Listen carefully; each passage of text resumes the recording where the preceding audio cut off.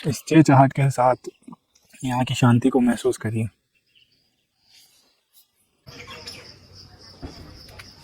इन गाँव की खासियत यह है कि इन गाँव में कभी लड़ाइयाँ नहीं सही, यह हमेशा अमन और सुकून रहा है।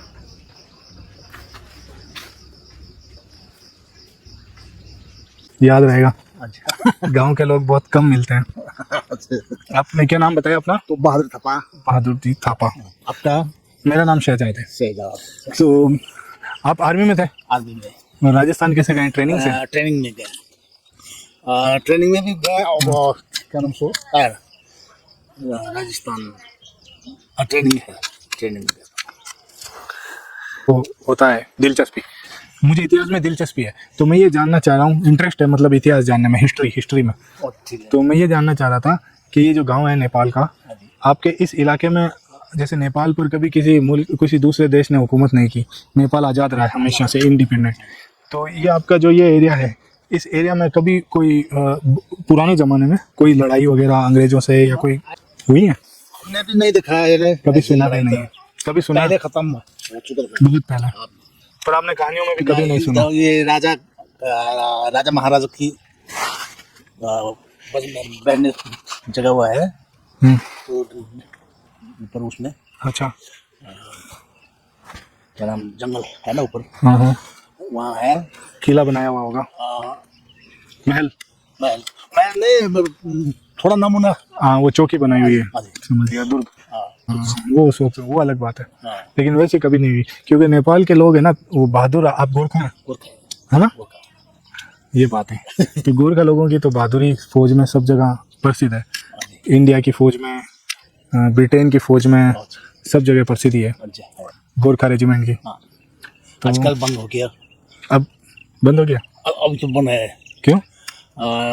नेपाल आर्मी का नेपाल आदमी इंडिया ने लेना बंद कर दिया। बंद हो गया। चाइना में, इधर चाइना भी नहीं, वो उधर तो लेते हैं, ब्रिटेन में तो लेते हैं। ब्रिटेन में लेते हैं। हाँ, ब्रिटेन में लेते हैं। इंडिया की तो शायद हो गया होगा, बंद हो सकता है। पहले तो बहुत टाइम तक बहुत पहले का गोरखा ने बहुत नाम कमाया। हमने वैसे तो हम भी गया लड़ाई में। अच्छा, कौन सी लड़ाई में? 65 की लड़ाई में गए आप? हाँ जी।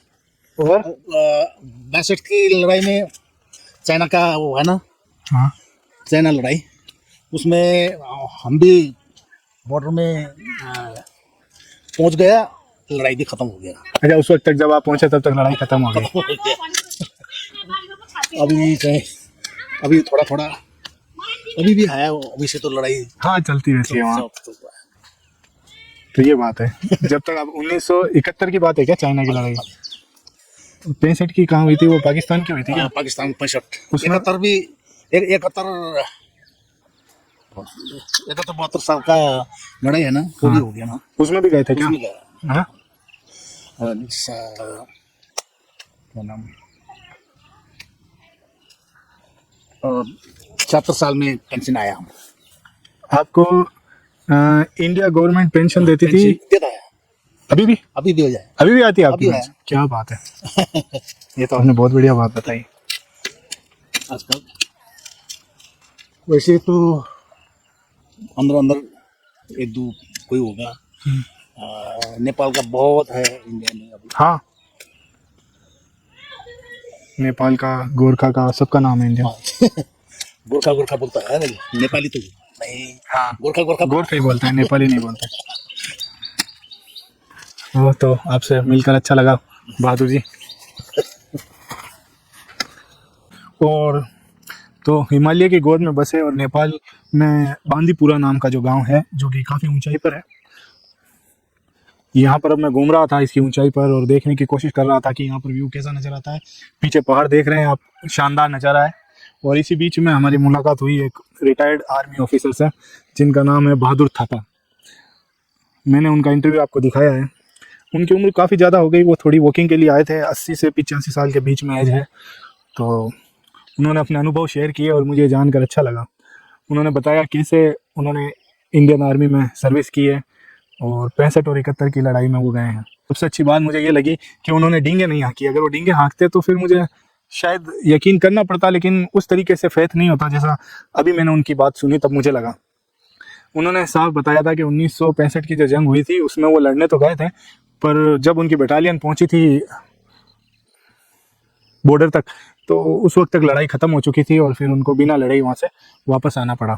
तो दो लड़ाइयाँ 1965 और 71 की, दोनों ही लड़ाइयों में वो भाग लिया उन्होंने और बहुत दिल से चाहते हैं। थोड़े से दुखी दिख रहे थे क्योंकि वो कह रहे थे कि आजकल जो है गोरखा की भर्ती नहीं हो रही इंडियन आर्मी में। मुझे एग्जैक्टली फैक्ट नहीं पता, उनको भी हो सकता है उम्र की वजह से नहीं पता हो या जो भी हो वॉट, लेकिन वो ये हमारा हो गया एक न्यू टॉपिक। हम बात करते हैं फूड के बारे में, ट्रेवल के बारे में और लाइफ के बारे में। तो लाइफ आपने देखी, रिटायरमेंट के बाद में एक सुंदर से गांव में बहुत अच्छी ज़िंदगी जी रहे हैं बहादुर थापा और अच्छी खासी उनकी पेंशन आ रही है। Very good. कि बांदीपुरा में जो यूरोपियन स्टाइल की बिल्डिंग्स के बारे में यूट्यूबर्स ने बताया, मैं उसे देख कर यहाँ आया। हालांकि वो सब देखकर तो मुझे घोर निराशा हुई, लेकिन यहाँ ऊंचाई पर आने के बाद जब मैंने ये पहाड़ों के नज़ारे देखे हैं तो उसके बाद मुझे लग रहा है कुछ कि यहाँ आना सफल हुआ है। पूरे वर्ल्ड में गोरखा और नेपाली लोग फेमस रहे हैं। तो नेपाल आने से पहले तक मैं ये सोचता था कि शायद यहाँ के लोग इतने ज़्यादा बहादुर हैं कि कभी किसी राजा ने हमला नहीं किया या कभी किसी बाहर से आए किसी आक्रमणकारी ने यहाँ पे हमला किया तो इन्होंने उसको रोक दिया या जंग जीती या हर लड़ाई ये जीते। पर एक्चुअली ऐसा है नहीं। जो ये बात चली आती है हमेशा से कि नेपाल कभी गुलाम नहीं बना किसी भी देश का, तो इसके लिए सबसे ज़्यादा जिम्मेदार है यहाँ की भौगोलिक स्थिति। नेपाल में जैसे लोग रह रहे हैं, अभी 2025 चल रहा है, तो इस टाइम में भी अगर लोग जो रह रहे हैं गांव में तो सीढ़ीदार खेतों में खेती करते हैं और जंगल के दूर दराज इलाकों में रहते हैं। गांव एक दूसरे से बहुत दूर हैं। यहाँ रास्ते और काफ़ी ख़राब हैं, कई बार भूस्खलन हो जाते हैं तो बंद हो जाते हैं।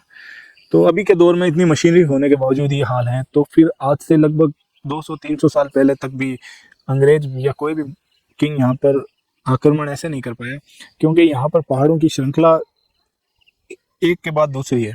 अगर कोई आर्मी ऐसा करती है कि वो मेहनत करके एक पहाड़ चढ़ें और एक गांव को जीत लें, तो फिर जब वो पहाड़ उतरेंगे तो फिर उनको एक गांव जीतना पड़ेगा और जब तक वो नीचे आएंगे उनके हाथ में सिर्फ 2 गांव होंगे। उसके बाद फिर जब उनको एक पहाड़ चढ़ना पड़ेगा और फिर उससे उतरना पड़ेगा और वहाँ का प्रतिरोध होगा वो अलग से। तो कहने का मतलब ये है कि जितना ज़्यादा यहाँ की भौगोलिक स्थिति डिफ़िकल्ट है, कोई लड़ाई के खुले मैदान नहीं है, तो इस वजह से इसका फ़ायदा नेपाल को हमेशा हुआ और कोई भी देश इस वजह से नेपाल को गुलाम नहीं बना सका। मैन इसमें जो किरदार निभाया यहाँ की भौगोलिक स्थिति ने निभाया है।